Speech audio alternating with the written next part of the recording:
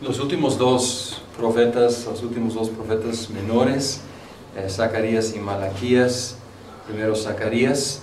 En un sentido, Zacarías debemos considerarlo junto con Ageo, porque eran contemporáneos, quizás hasta amigos.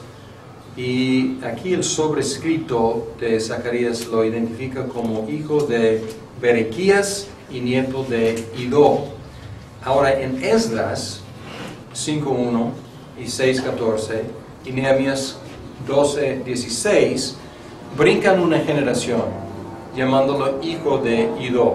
Pero esto pasa en las genealogías tanto en el Antiguo como en el Nuevo Testamento. A veces brincan generaciones y la expresión hijo de no necesariamente significa el que es tu padre directo, o sea, eres hijo de tus abuelos, hijo de tus bisabuelos, etc. O sea, eres descendiente de. Pues probablemente es el mismo Zacarías. Hijo de Berequías, nieto de Idó, probablemente sería el mismo que hijo de Idó. Y si fue así, fue uno de los miembros de una familia sacerdotal que regresaron de Babilonia. Entonces, esto sabemos de Nehemías 12:16, que nos identifica esa familia sacerdotal que estaban exiliados y regresaron a la tierra. Entonces, probablemente Zacarías nació en Babilonia y luego regresó con algunos familiares. Este hecho explicaría su conocimiento del templo, porque hay mucho enfoque en el templo y conocimiento de. Si era de familia sacerdotal, eso lo explica. Entonces tenemos Sofonías, que era familia real, y aquí tenemos Zacarías, que era familia sacerdotal. Un traslape de dos oficios que a veces pasaba en el Antiguo Testamento. 3 no, pero 2 sí. Anunció sus visiones nocturnas en los años 520 a 519. Y aquí Dillard y Longman ofrecen esta relación de Ageo y Zacarías, de sus profecías y las fechas, y algo del enfoque de sus mensajes. Entonces tenemos, esto ya vimos, pero Ageo 1:1, 29 de agosto, templo todavía a construir. 1:15, 21 de septiembre, 520, continúa la construcción. Ageo 2:1, 17 de octubre, esplendor del templo. Y luego Zacarías empezó su ministerio al mismo tiempo. Octubre, noviembre, 520, la autoridad de Zacarías. Ageo, otra vez, sus últimas profecías. Y luego Zacarías sigue predicando. 15 de febrero, primera visión nocturna, Zacarías 7:1. Aquí en 7 de diciembre de 518, el tema de ayuno. Y luego en Esdras tenemos la terminación del templo en 515. Pues aquí tenemos 5 años, más bien como 2 años de ministerio de estos profetas, y luego el resultado, el templo finalizado. La controversia más fuerte sobre Zacarías es la relación entre los capítulos 1 al 8 y 9 al 14. Muchos investigadores han detectado diferentes autores y diferentes contextos históricos, para variar, ¿no? O sea, esto es en casi todos los libros hay quienes proponen diferentes autores, diferentes contextos, pero es problemático aquí, es difícil. Tenemos que admitir que no están inventando problemas, o sea, hay una dificultad aquí. Y el problema es que 9 al 14 parece representar una época diferente que no es post-exílica. El problema es que cuando los investigadores tratan de identificar cuál época era, no están de acuerdo y han propuesto una multitud de diferentes contextos históricos. Esta falta de acuerdo debilita la postura. Si vas a decir que 9 a 14 es de otra época, debes poder identificar claramente cuál es la época. Pero si hay 10 diciendo que no, es otra época, no es post-exílico, y llegan a tener 5 diferentes épocas, entonces esto como cuestiona el proceder. No sé si esté siendo claro yo. Pero si dicen, no, claramente es otra época. Ah, ok, claramente, ¿cuál época es? No, es esta, o quizás aquella, o posiblemente esa. Entonces, oiga, si no es, ya no es tan claro. Entonces, no es claro, y hay pistas, pero las pistas no son unánimes, las pistas no indican claramente otra época. John defendió la unidad del libro, y él defiende todo post-exílico. Dillard y Longman criticaron el proceder de los críticos y enfatizaron que tenemos que tratar con el libro así como lo tenemos. Y esto es siempre. Y esta es podemos decir, la moda hoy en día en estudios bíblicos, es recibir el libro y tratar con el libro tal cual. Y, o sea, es en un sentido muy obvio, pero durante 200 años no era tan obvio tratar con el libro tal cual. Ahora estamos regresando a esta postura. Pero tenemos que admitir que hay una dificultad aquí. Es difícil identificar las referencias y el contexto de 9 a 14.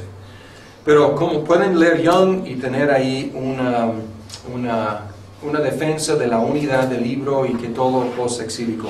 Obviamente hay un problema aquí porque el libro no puede ir de 331 a 318, porque no sé qué pasó aquí con mí, tengo que revisar, pero pueden ver el capítulo la sección sobre Zacarías y luego corrijo esos números. Trasfondo histórico, mismo que Ageo, su contemporáneo. O sea, con Ageo, Zacarías y Malaquías son los 3 profetas post-exílicos. Si en el examen dice, identifiquen los 3 profetas post-exílicos, pues estos lo son. Aunque Malaquías era después que los otros 2. Estructura. La autoridad de Zacarías lo establece como profeta. Y luego tenemos una serie de 8 visiones nocturnas. El líder y sus jinetes, 4 cuernos, 4 artesanos, el hombre con el cordel de medir, la ciudad, los muros, el sumo sacerdote con ropa sucia siendo acusado por Satanás, el candelabro y los olivos, el rollo que volaba, la cesta de maldad y luego 4 carros. Con 4 jinetes, 4 caballos. Corona, luego hay una sección de corona para el sumo sacerdote, una pregunta sobre el ayuno, y luego termina con 2 oráculos acerca de los enemigos de Israel y la venida del rey y pastor de Sión. Es un libro raro, extraño para nosotros, las visiones. Ezequiel tenía unas cosas raras, inusuales. Zacarías no es fácil porque tiene visiones raras, a veces son difíciles de identificar, a veces no tanto. Entonces vamos a pensar un poco en esto, hablando de las visiones nocturnas. Primera visión, reconoce que Judá sufrió el juicio, pero las otras naciones se aprovecharon de la desgracia de Judá. Entonces aquí tenemos el líder y sus jinetes, y la idea es van a ir a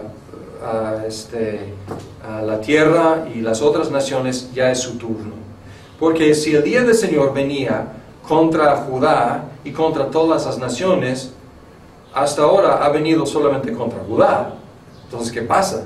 No es exagerar. Otras naciones también sufrieron el dominio babilónico, pero ¿qué pasó? O sea, no todas las naciones sufrieron tanto como Judá. Entonces, ¿cuándo viene el día del Señor y el juicio prometido para las otras naciones? Entonces aquí es como decir, ok, reconocemos que ustedes sufrieron y otras naciones todavía les toca, ahora les toca. La segunda visión presenta los 4 cuernos y los 4 herreros. Son difíciles de identificar, pero el mensaje es claro. Dios va a juzgar las naciones que se levantaron contra Judá. Ya les toca. Misma idea que primera visión. Tercera visión presenta a Dios como el muro alrededor de toda la ciudad de Jerusalén y también un llamado a los exiliados a regresar. Algunos ya habían regresado, otros quedaron en Babilonia y el llamamiento es regresen a su tierra. Pero aquí presenta a Dios como la muralla alrededor de la ciudad. Y aquí probablemente no se había construido todavía Nehemías su muralla. Entonces era una ciudad sin protección, pero ¿qué está diciendo aquí? Dios, yo soy. yo soy la protección de ustedes. Yo estoy alrededor, no solo del templo, estoy alrededor de toda la ciudad. La tercera visión, ya mencionamos. La cuarta visión es muy descriptiva del mal y de la limpieza. Y es muy evangélico, en sentido de muy enfocado en el evangelio. Porque aquí el sumo sacerdote está delante de Dios con ropa sucia. Y si leen los requisitos del Antiguo Testamento, del ropaje del sumo sacerdote, tenía que estar impecable, limpio. Y aquí está delante de Dios sucio y siendo acusado por Satanás. Y luego hay una limpieza. Y aquí es muy descriptivo del mal y de la limpieza del pecado. En el personaje del sumo sacerdote que representa todo el pueblo delante de Dios. La quinta visión presenta un candelabro que es constantemente alimentado por 2 olivos, representando la fuerza del Espíritu Santo.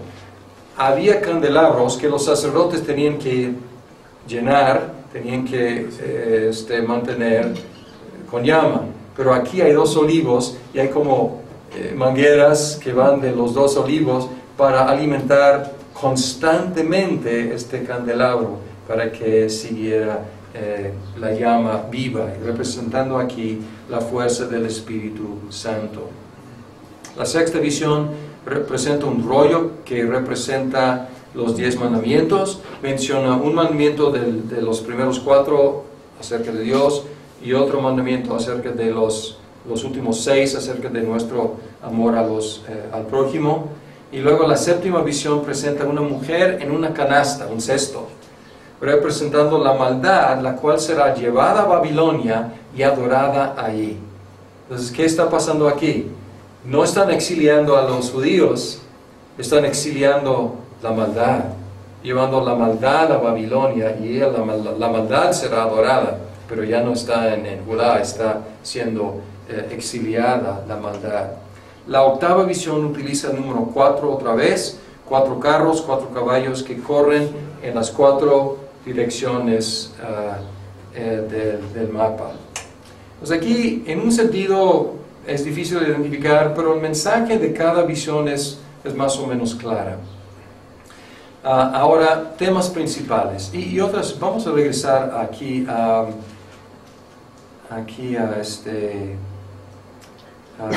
yo creo que viendo el cumplimiento podemos comentar sobre algunas de esas cosas, pero corona para el sumo sacerdote, eso debe hacernos un poco de ruido. ¿Quién recibe una corona? El rey. Pues aquí, corona para el sumo sacerdote, pues está raro, pero está como anticipando una fusión. Entre rey y sacerdote. Exacto, entre rey y sacerdote. Bien, vamos a ver temas principales. Las naciones se pasaron la mano en su trato con Judá y ahora es tiempo para su juicio. Hay énfasis también en los oficiales con una perspectiva mesiánica. El rey es prominente, el sacerdote, y también aparece el pastor. También enfatiza mucho la limpieza del pecado. Dice que todos los pecados perdonados en un solo día. Algo que, reflexionando sobre el día de expiación del Antiguo Testamento, pero ahora es una limpieza no una vez al año, sino una vez por todas. Mantiene una perspectiva escatológica que va más allá de la restauración de los exiliados en su tierra. O sea, obviamente su perspectiva es mucho más amplia que simplemente, ya están aquí, ya tienen su ciudad, todo bien. No, está enfocándose, contemplando un día posterior mucho mayor. Y aquí terminamos, vamos a ir a Zacarías, la conclusión de Zacarías, porque entre las sesiones estábamos hablando de la consagración de artículos, y si es bueno consagrar artículos, y dijimos con Ageo que lo importante, con Jeremías, que lo importante es consagrar el corazón. Pero aquí Zacarías contempla un día posterior. Dice, vamos a ver 14, 20 y 21. Dice, en aquel día los cascabeles de los caballos llevarán esta inscripción: consagrado al Señor.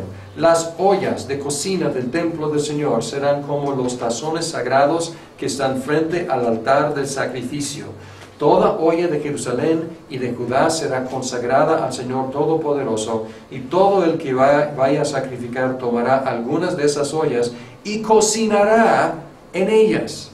En aquel día no habrá más mercaderes en el templo del Señor Todopoderoso. Ahora contempla un día en el cual, ¿qué será santo? Todo. Las ollas, no solamente ollas especiales del templo, las ollas que van a usar ¿para qué? Para preparar el mole. O sea, esas ollas serán consagradas. Está contemplando un día cuando la santidad va a desbordar el templo y va a fluir por todo el pueblo de Dios. Y ahí vamos a tener no solamente un sacerdote santo, vamos a tener un templo santo, vamos a tener una existencia santa. Todo lo que se haga será una actividad santa, hasta cocinar. Y pues todos sus artículos santificados. Zacarías y el Nuevo Testamento. Ustedes ya conocen muy bien un versículo de Zacarías que dice que el rey vendrá montado sobre un asno. Esto viene de Zacarías 9:9. Jesús también es el pastor herido, habla de un pastor que va a ser herido, también de el que va a ser traspasado y traicionado, y aquí pues es Jesús obviamente, y tenemos conexiones en Mateo y Juan que lo hacen esto muy claro, y es el que sojuzgará las naciones y establecerá su reino. Entonces, pueden estudiar estos textos con calma, pero aquí hay conexiones muy obvias, y pueden ver que acercándonos a la conclusión del Antiguo Testamento, las imágenes, las profecías, las referencias mesiánicas son más y más claras en un sentido y abundantes, porque estamos al cúspide del cumplimiento de las profecías. Y aquí detalles: pastor herido, traspasado, traicionado, sobre un asno. O sea, son detalles que se cumplieron en el ministerio y la vida de Jesucristo y la muerte de Jesucristo. Malaquías.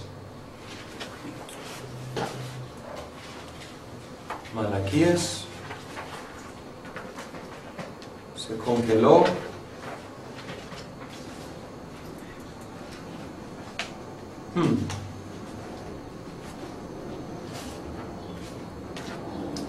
Ok, algo está raro.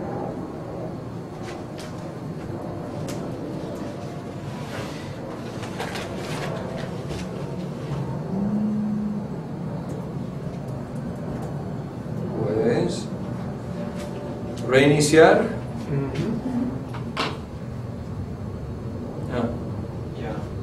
Ya quiere.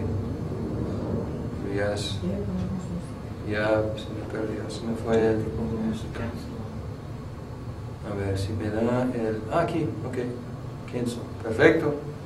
Ya reaccionó. Perfecto. Malaquías, con la amenaza de reiniciar, digo, no. Ok, autor y fecha. El primer versículo identifica a Malaquías como el que recibió esta profecía, pero no da más información acerca de él. Como su nombre significa el mensajero, algunos lo toman como un título, no como un nombre propio. Sin embargo, en los profetas, esta fórmula normalmente identifica a una persona. Por lo tanto, es más natural leer la palabra Malaquías como nombre del profeta, no como un título. Y como el templo ya tenía tiempo reconstruido, podemos fechar esta profecía entre como 475 y 450. Son las fechas que Dillard y Longman dan. Contexto histórico. La historia reflejada en Malaquías es del último periodo del Antiguo Testamento. El templo había estado en servicio durante un tiempo, probablemente décadas. El pueblo había caído en rutinas religiosas y sufría el aburrimiento. Además, había caído de nuevo en algunos de los pecados históricos de los judíos, denunciados también por Nehemías: matrimonios mixtos, no dar los diezmos, no observar el sábado, corrupción en el sacerdocio y abusos sociales. Otra vez, lo de antes. Y luego, la estructura, sobrescrito. Primera disputa, el amor de Dios. Algo está mal aquí no sé por qué no, el número empieza aquí, pero voy a tratar de mejorar algunas de las fallas que a veces no veo hasta estar aquí presentando y luego voy a subir al internet. Primera disputa, el amor de Dios. Segunda disputa, el desprecio de los sacerdotes hacia Dios. Tercera disputa, la transgresión del pacto. Cuarta disputa, la justicia de Dios. Quinta disputa, el arrepentimiento en cuanto al diezmo. Sexta disputa, la insolencia de Judá. Y luego, el día del Señor. Entonces, ¿cuál es la técnica literaria que se utiliza aquí? Una discusión, una disputa. Y en general las disputas tienen la siguiente estructura: una afirmación de Dios y luego el cuestionamiento defensivo del pueblo y luego la explicación de Dios. Y vamos a leer algunas de las disputas para escuchar esta estructura. Vamos a ver versículo 2 de capítulo 1. Yo los he amado, dice el Señor. Ahí está la afirmación. Y luego, ¿y cómo nos has amado? Replican ustedes. Y ahí está la contestación, cuestionamiento. Y luego la respuesta de Dios. ¿No era Esaú hermano de Jacob? Sin embargo, amé a Jacob, pero aborrecí a Esaú. Y convertí sus montañas en desolación y entregué su heredad a los chacales del desierto. Entonces, leyendo, como expandiendo un poco la disputa, es: yo los he amado. Y ellos dicen: aquí estamos. En la tierra, sí, cierto. Tenemos nuestro templo, sí. Tenemos el muro, sí. Pero las cosas no van bien. No van bien. ¿Dónde está la expresión de tu amor? Y luego la respuesta es indirecta. Es decir, a ver, Esaú y Jacob eran hermanos, ¿no? ¿Dónde está Esaú? ¿Dónde está Edom ahora? Compárense con Edom. ¿Prefieren estar donde está Edom? Porque Edom estaba desaparecido, sí, acabado. Entonces está diciendo, o sea, no desprecien el hecho de que ustedes siguen existiendo y hay muchas manifestaciones de mi amor, porque ellos estaban ahí. ¿Dónde? ¿Cómo? Entonces por ahí podemos ver la estructura. Podemos ver capítulo 1, versículo 6. El hijo honra a su padre y el siervo a su señor. Ahora bien, si soy padre, ¿dónde está el honor que merezco? Si soy señor, ¿dónde está el respeto que se me debe? Yo, el Señor Todopoderoso, les pregunto a ustedes, sacerdotes que desprecian mi nombre, y encima preguntan: ¿en qué hemos despreciado tu nombre?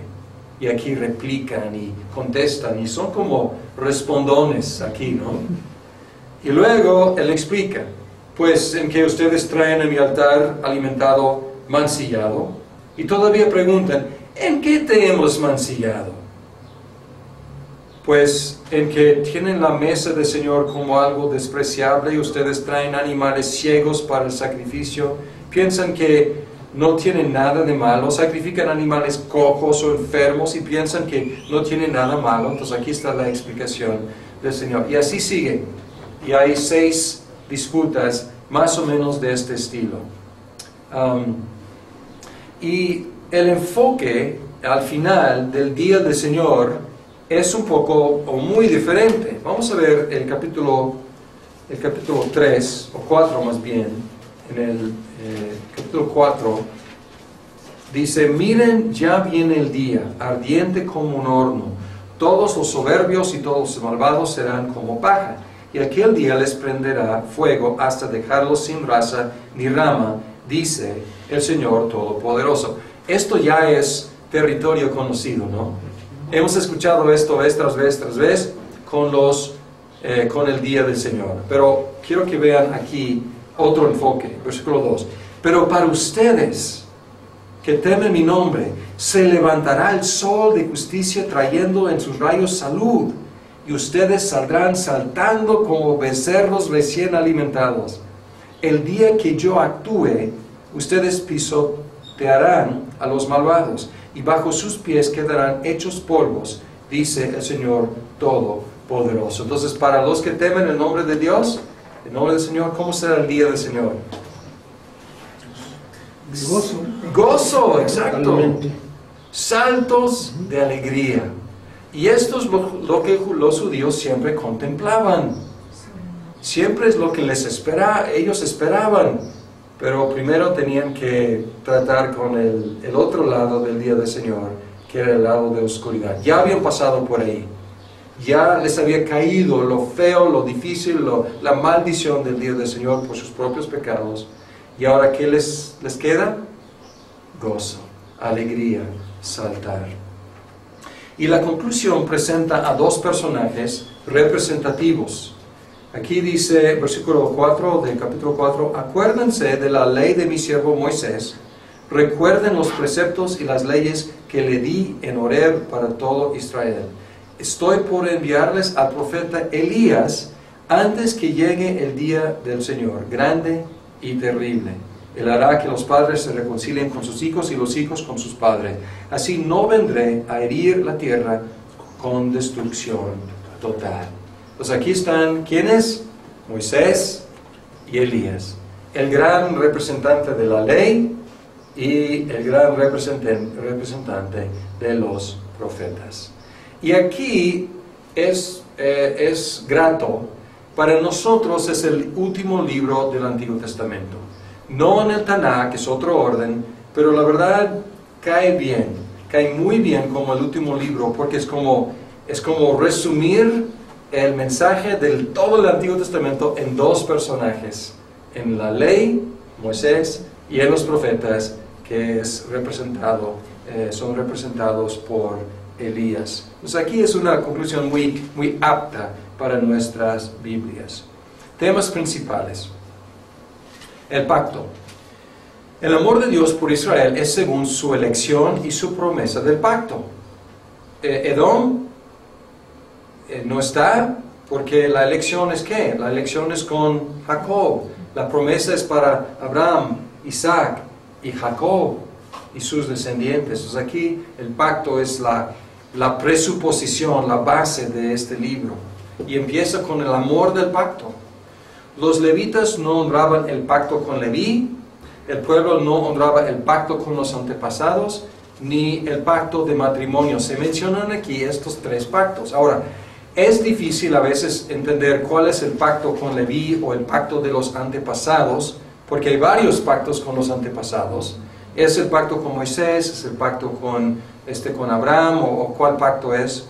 Pero aquí obviamente está figurando muy prominentemente, explícitamente, el concepto del pacto, porque el matrimonio se llama aquí el pacto con la esposa de tu juventud. Y las disputas revelan atributos de Dios. Entonces Dios está manifestándose aquí en diferentes formas. Primera disputa enfatiza que Dios es amor. Segunda disputa, Dios es Padre y Señor. Tercera disputa, Dios es Padre y Creador. Cuarta disputa, Dios es justo. Quinta disputa, Dios no cambia, Dios es inmutable. Sexta disputa, Dios es honesto. Pues aquí Dios está revelándose por medio de estas disputas. Malaquías en el Nuevo Testamento. Juan el Bautista fue el Elías prometido y aquí Jesucristo hizo esa identificación. Juan el Bautista no. Juan el Bautista, cuando le preguntaron, él dijo, no soy Elías. Y esto, ¿cómo debemos entender eso? Posiblemente que él no captaba toda la magnitud del papel que él tenía, o quizás estaba diciendo, el Elías que ustedes están esperando, no. O sea, este concepto que ustedes están teniendo no es mi papel. Sin embargo, él se identificó de cómo él que preparaba el camino. Entonces estaba consciente por lo menos de parte de la magnitud de su rol. Y si Juan el Bautista fue el Elías prometido, ¿qué significa? Jesús fue el Señor cuyo camino Elías iba a preparar. ¿Y quién iba a venir después de Elías?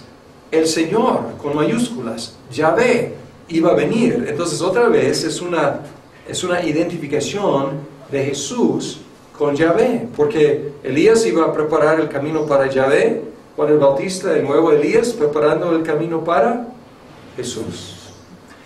Igual que como en Nehemías, el fracaso del pueblo de Dios al final del Antiguo Testamento es trágico, porque el remanente purificado no es puro. Después de sufrir tanto, todavía estaban practicando lo de siempre. Y este fracaso, una vez más, apunta hacia el remanente puro que se componía de una sola persona. También indicaba este fracaso que podemos identificar al final del Antiguo Testamento, indicaba que el cumplimiento final no se había encontrado todavía, sino esperaba su culminación más allá de las páginas del Antiguo Testamento. Y es como una obra, una película que termina sin resolverse. Y a veces dice, continuará. Así es. Entonces te deja ahí, en medio de la historia, no ha llegado al clímax, no ha llegado a la resolución, y estás ahí esperando. Y así termina el Antiguo Testamento, con una obra de arte, pero no completa. Una obra de arte que en su propia forma de terminar está indicando que la conclusión no ha llegado todavía. Y esto está empujando a los lectores a seguir buscando la terminación, la conclusión, que llega hasta las páginas del Nuevo Testamento, cuando aparece el Salvador, el Mesías, el cumplimiento de toda la ley, todos los profetas, toda la historia del Antiguo Testamento.